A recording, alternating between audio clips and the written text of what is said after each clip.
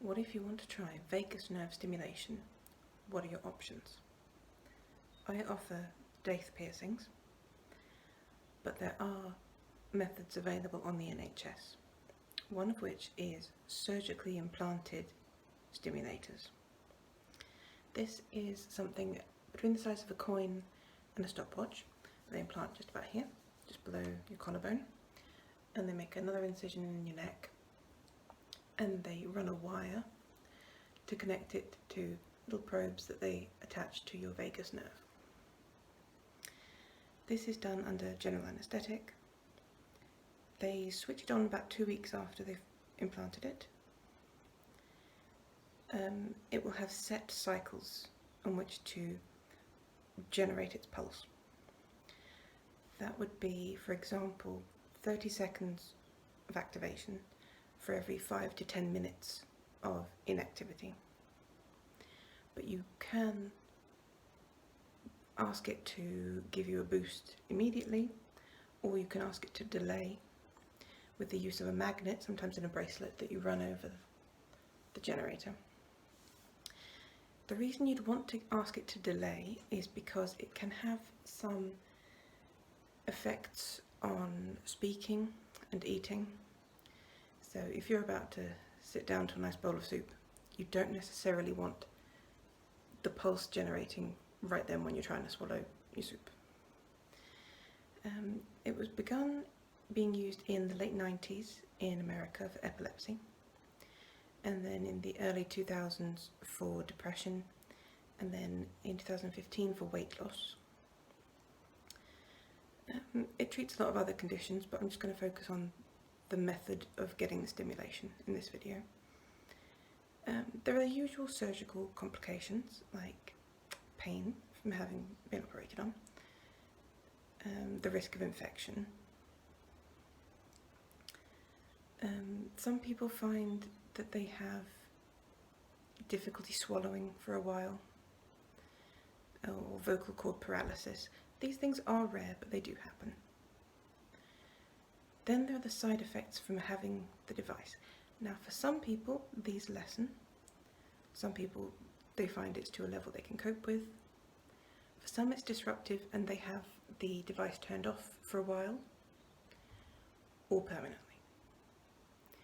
Now, these things, they could include being hoarse, your voice changing, shortness of breath, headaches, difficulty swallowing, a sort of tingling and prickling feeling, insomnia, and if you have sleep apnea, it can make it worse.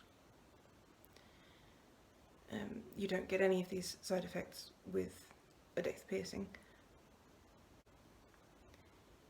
With the implanted pulse generator, you will need to have semi-regular checkups with a doctor to make sure it's still working and that it hasn't moved. It is battery powered, so that will have to be changed eventually, but that takes years to run out.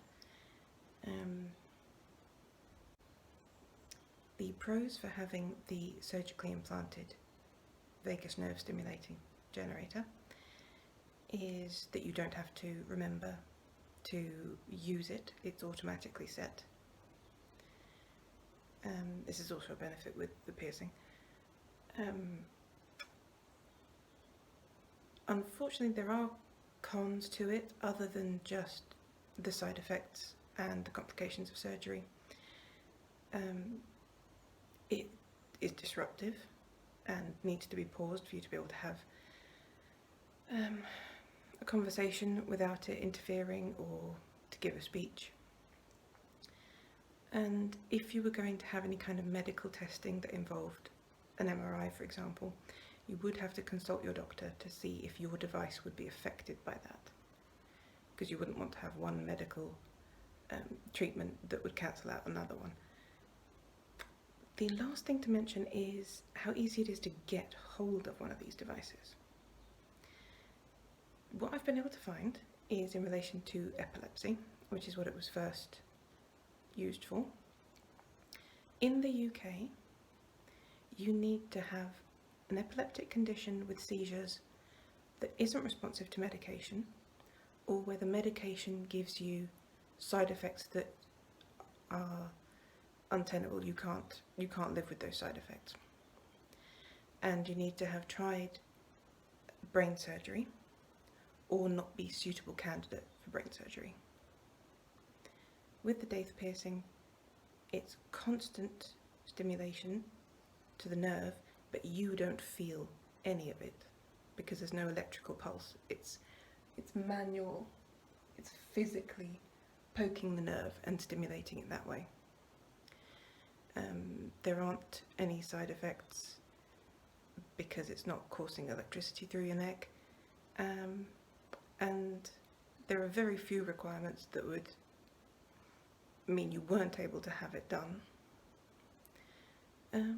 It sounds a little barbaric. There is a handheld device that can be used, but the surgically implanted one is still widely used in America and in the UK.